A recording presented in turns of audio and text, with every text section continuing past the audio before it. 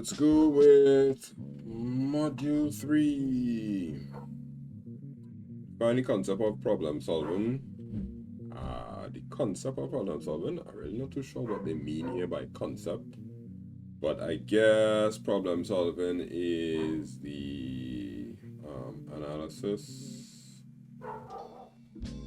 of a problem coming up with possible solutions.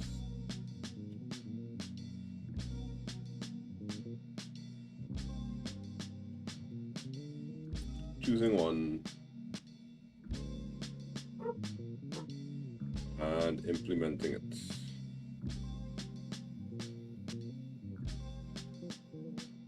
Yep, let's hope for that.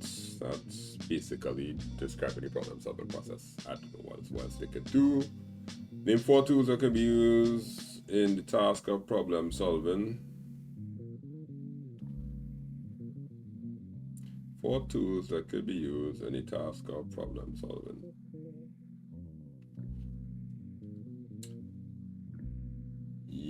Whoa, what's 4 tools, boy? Is it questionnaires, observations, interviews, and review documents, boy? But that's just the analysis phase. In the task of problem solving, you could use case tools.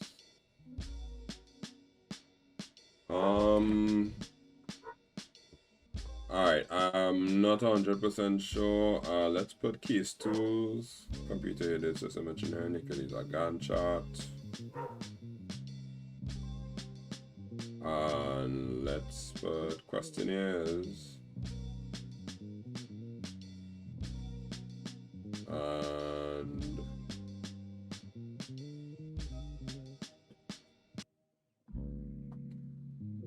you can put ERD.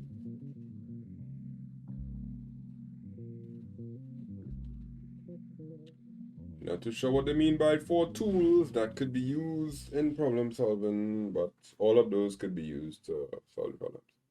Outline 3 stages of the problem solving process. Okay. So we could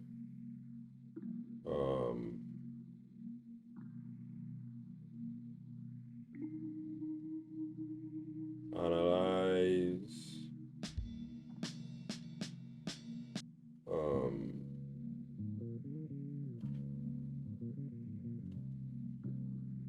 propose, and evaluate, and then implement. Let's use those. Analyze would be use facts finding techniques.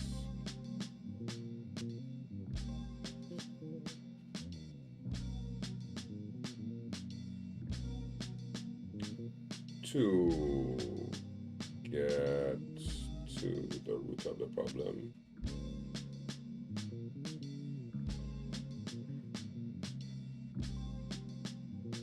Propose and evaluate will be come up with possible solutions.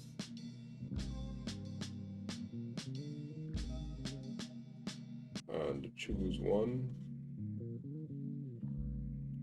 Implement will be put the solution into practice. And yeah, put the solution into practice in a real environment.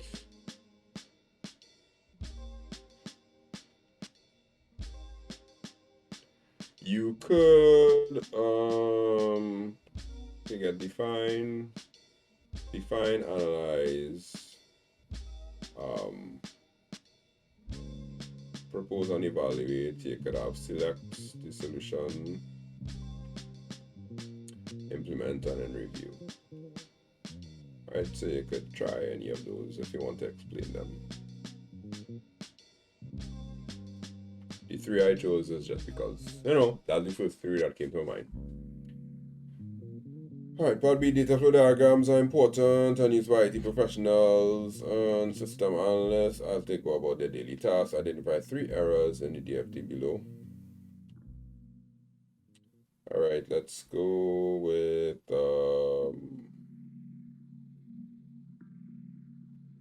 E1 can't talk to E2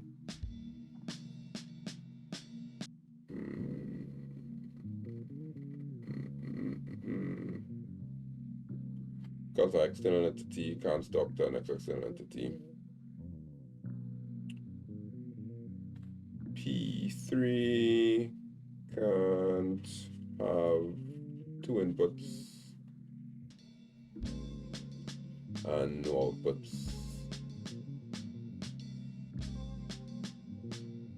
My handwriting is extra trashy today because it's late and I'm probably tired.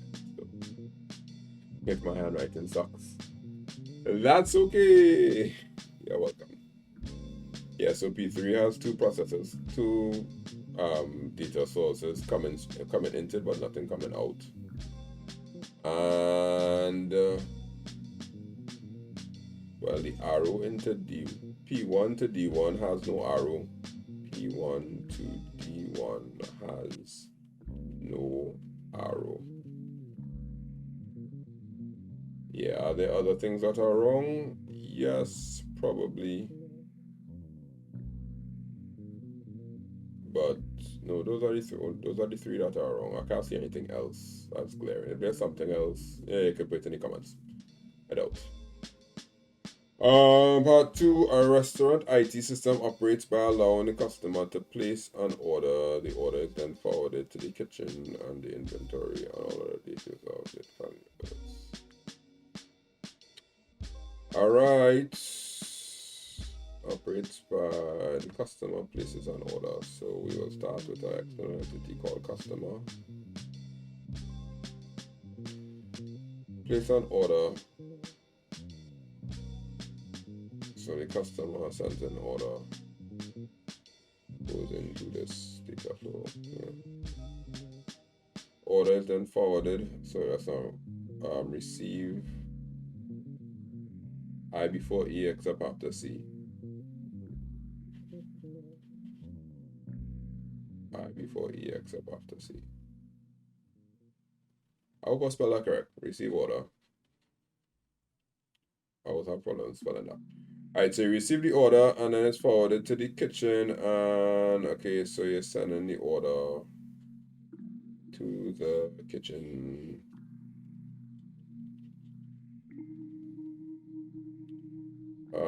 The inventory and other databases are updated.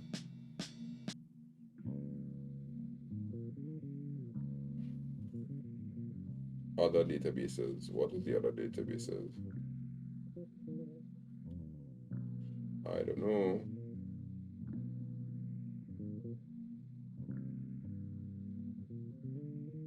What are you updating it with? Ingredients? I'd say update the ingredients.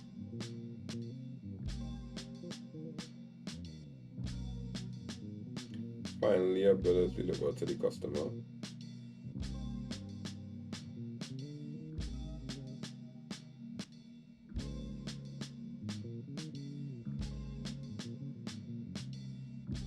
How the bill is getting created.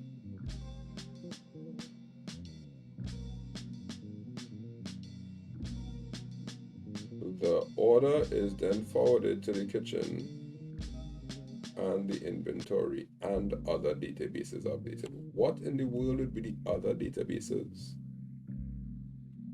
I can't say, but this is 10 marks, so there's obviously another database that they have to update.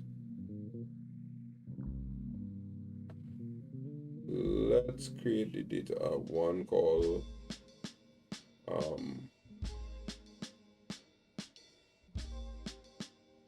order. No. Let's call this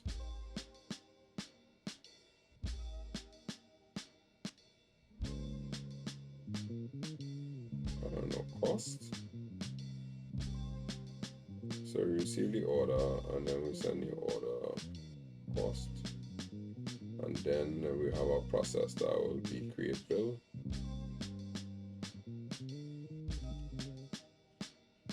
I'm not too sure why this is, but then we create a bill.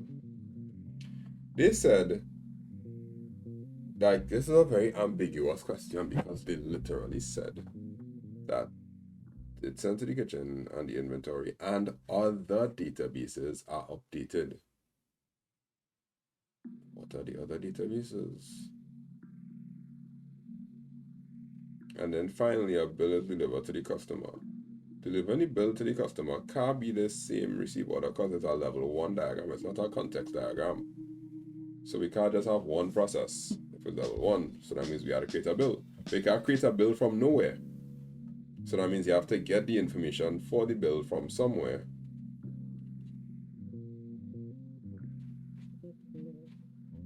And we get that information, we send it up to the customer. Yeah, that's all I can think of. I mean, this may be an overkill answer, but it's better you overkill the answer than you mess it up. Don't.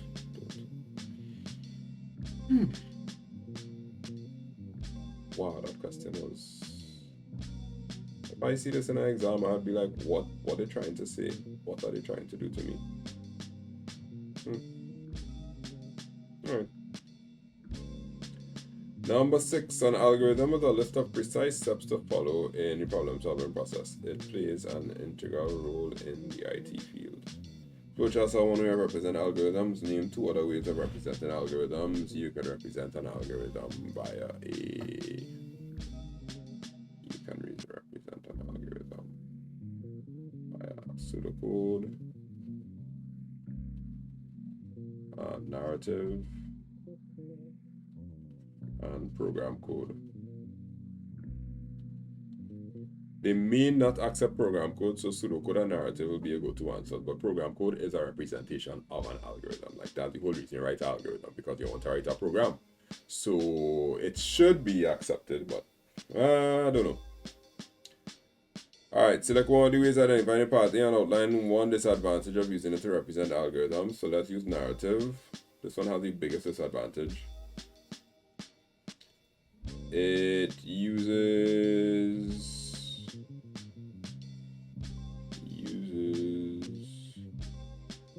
too many words, and that makes it hard to understand.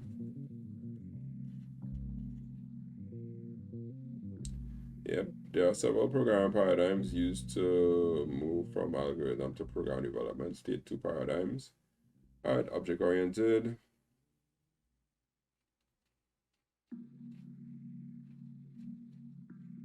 Procedural. You can get object-oriented, procedural, then there's functional and declarative. Declarative, welcome. Alright, examine the flowchart below. Okay, nice flowchart. State 2 possible control structures that are used in the flowchart. Well, we clearly have a loop here, because this is a loop going back here. So we could say loop or repetition.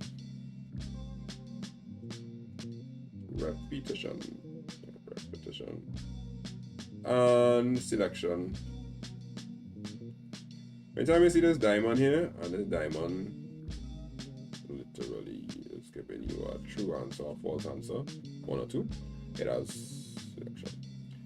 Design the algorithm to represent the flowchart. Why do I feel like I did this paper already? It's almost a carbon copy of another paper, but I can't remember what it is. Anyhow, I'm gonna write it on the side here because I'll just cut it and down. So start. X is equal to 3, y is equal to 4, b is equal to 0, num is equal to 1. While num is less than or equal to y,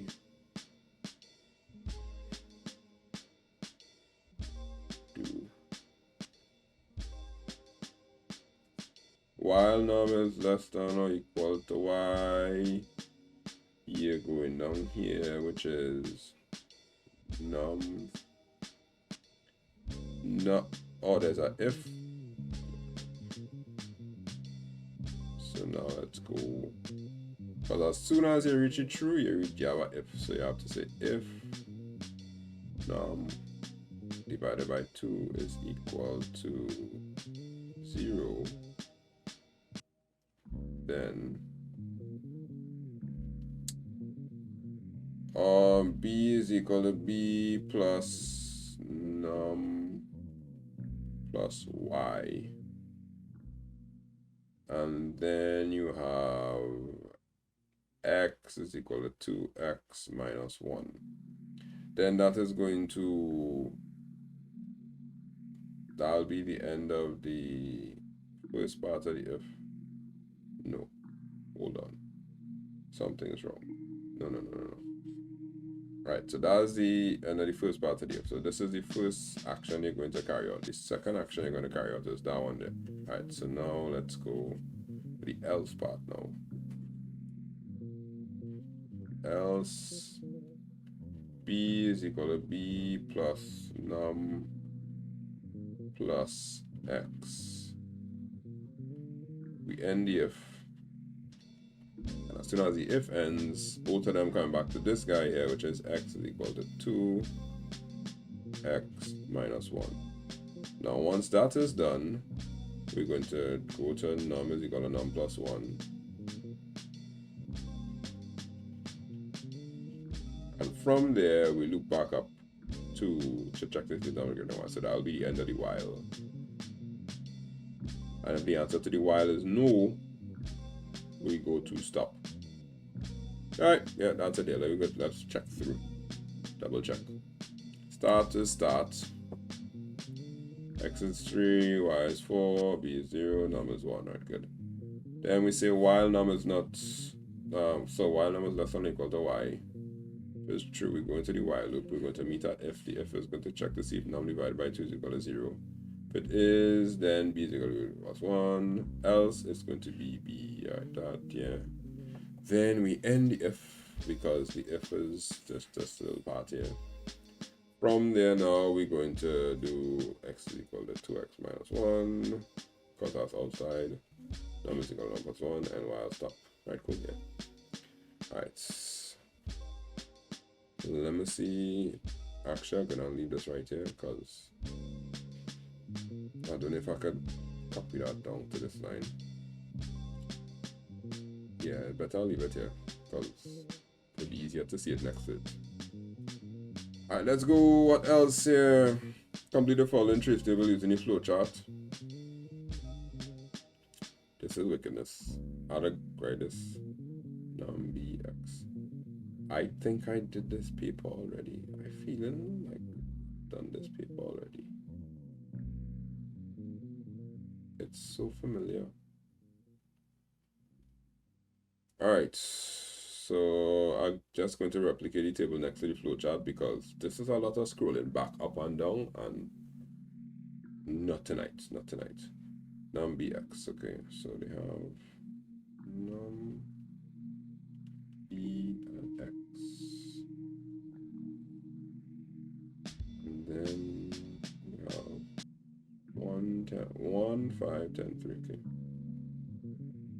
So 1, 5, 10, 3. That's basically what the box is.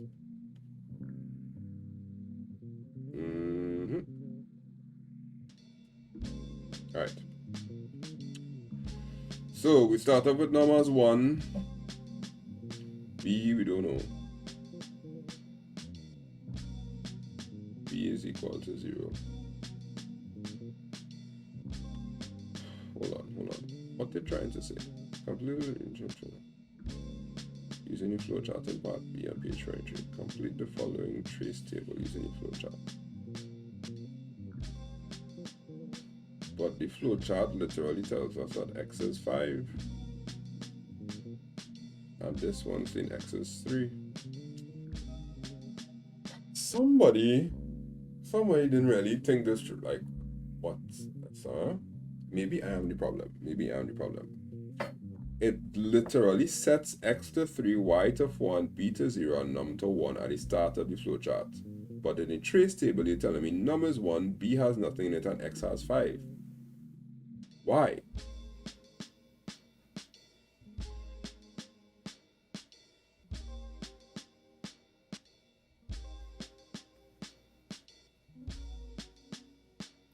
It says x is 3. So am I to assume that b is 0? Complete the following trace table using the flowchart in part B.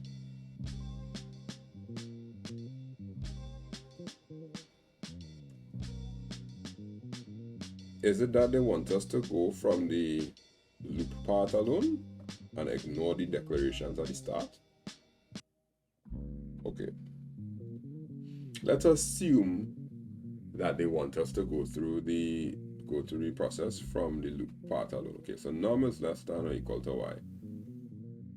But what is y?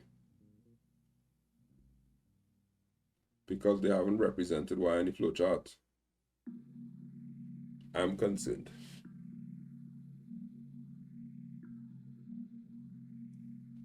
Somebody didn't think this through. How we do in the flowchart with num b and x, and there is no y, and literally the first thing I have to check is if num is less than or equal to y.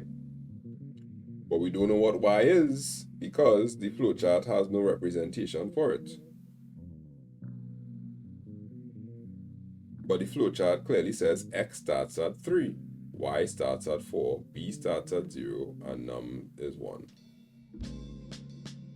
But the trace table says x is 5. How do I rationalize x is 3 here and x is 5 there? How do I rationalize that? Okay, so let's assume that they made a mistake and they didn't put the x as 3 that it's supposed to be. We will assume that num is 1, so b is 0.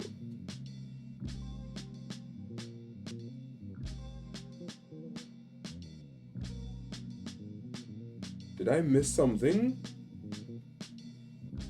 Complete the following trace table using the flowchart in part B. Where's part B?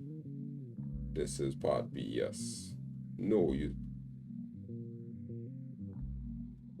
in part B on page 23. Yes, I am on the right place. You'll see any problem here, right? I just making sure that I am not crazy. Okay. So b is equal to 0 and x is equal to 5. Okay, cool. Let's try now. Y would be 4. So is num, which is 1. 1 is less than or equal to y? Yes, it's true. So num divided by 2 is, if num divided by 2 is equal to 0. Num divided by 2, 1 divided by 2 is not equal to 0. That has a remainder, so it's 4. So b is equal to b plus num plus x.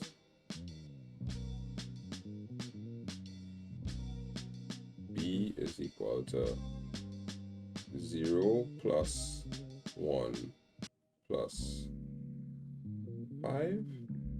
That would make it 6.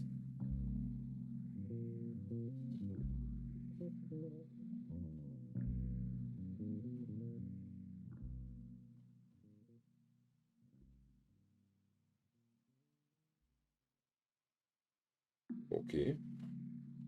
So we are assuming that we're not representing this first piece here.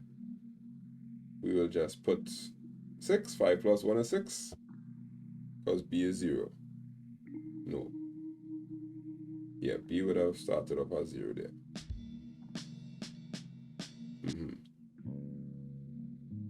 Okay. Alright. Then we would look back up and say x is equal to 2x plus 1. Note, 2x minus 1. X is equal to 2x minus 1. 2x minus 1, 9. 2 5s are 10, minus 1 is 9. Num is equal to num plus 1, that goes up to 2. How in the world is b becoming 10? B can't become 10 because b is 6.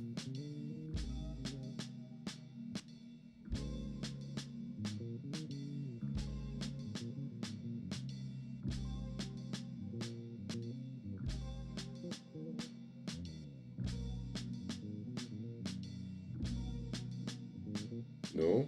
Okay, b doesn't become 10 yet because we now have to check to see if num, which just went up to 2, is 2 less than y. Y is 4. 2 is less than 4, yes. Is num divided by 2 equal to 0? Yes, because 2 divided by 2 is equal to 0. So now b is equal to b plus num plus y, which is 6 plus 1 plus 4 plus y is 4. No, num is 2. Num went to 2. So b is 6 plus 2 plus 4.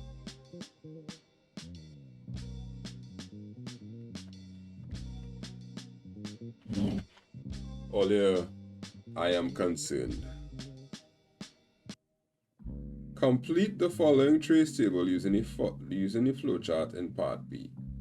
Num is 1, b is nothing, and x is 5. But the first thing that they tell you in the flowchart is num is 1, b is nothing, and x is 3.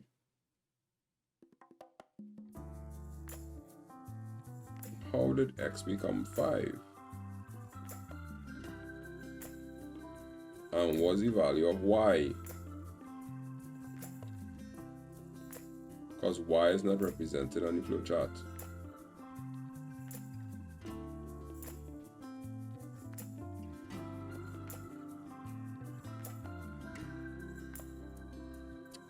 I'm going to pause this and come back. There must be some logical reason why the question is so stupid. Alright, I'm back.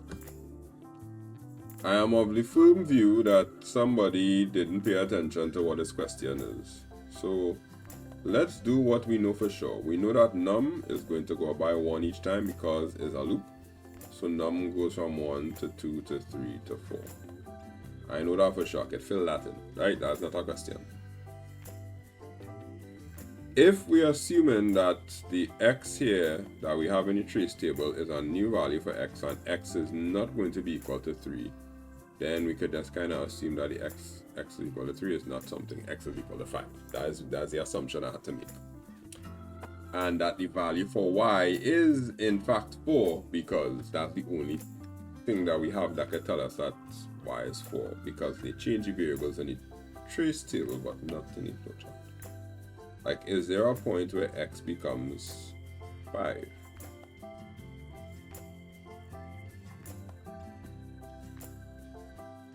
We have x is equal to 2x plus 1. No, because it will never happen, because 2x plus 1. 2 3s are 6 minus 1 is 5. So 2 3s are 6. Minus 1 is equal to 5. This will only happen if the num divided by 2 is equal to 0. But that only happens when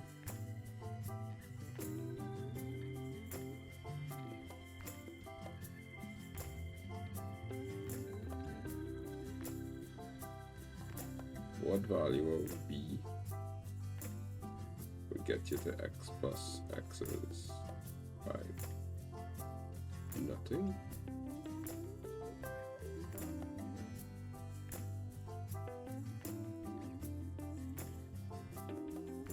Let me see why.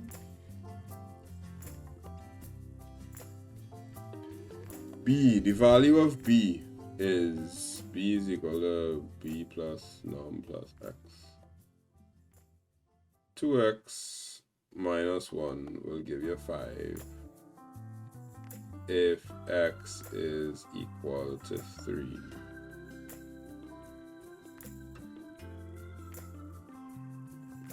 So we obviously starting from here. We're not taking into consideration the declarations of the variables. But if we're not taking into consideration the declarations of the variables, then y, what are we comparing y to? Y with before? Okay. Alright, so assume we start the loop the first time. Num is equal to 1. We reach up to this point.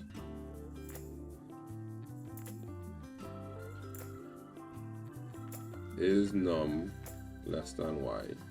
Yes, num is less than y. Cool. X is still 1. Is num divided by 2?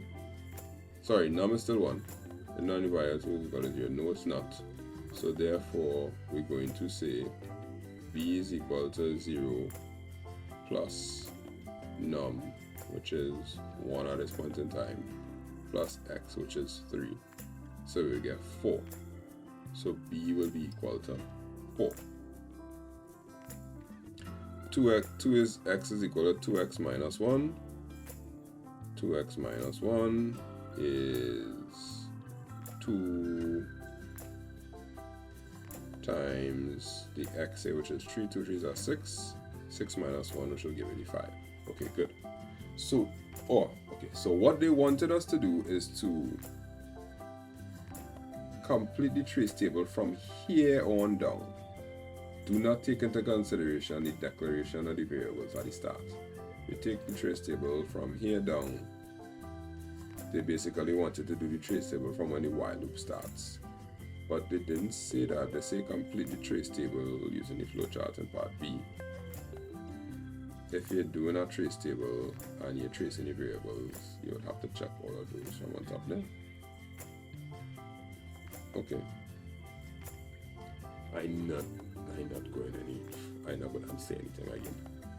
Alright, so we reach back up to the y. Is num less than y? The num we have now is 2. Is 2 less than the current value of y? Y is still 4. So yes, it is still less. It's true. Num divided by 2, is it 0? Yes, 2 divided by 2 would give you... No, 2 divided by 2 will give you 1. So then that will be false. So we go to this calculation now, which is b, which our last value of b is 4 plus num, which is now 2 plus x, which is 5. That's a problem because x is 5. 5 plus 2, 7. And 7 plus 4 is 11. How b get into 10? Oh, this is not num is equal to num plus 1. This is num is equal to num is equal to num. That's stupid. So num will always be equal to 1. 1, 1, 1. But in the trace table, they have num reaching to 3. How many will num is reaching to 3?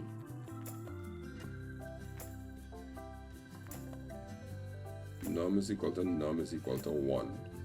Num is not going up to 3. You can't work out that question. That 8 marks. They just had to get that 8 marks. It makes no sense.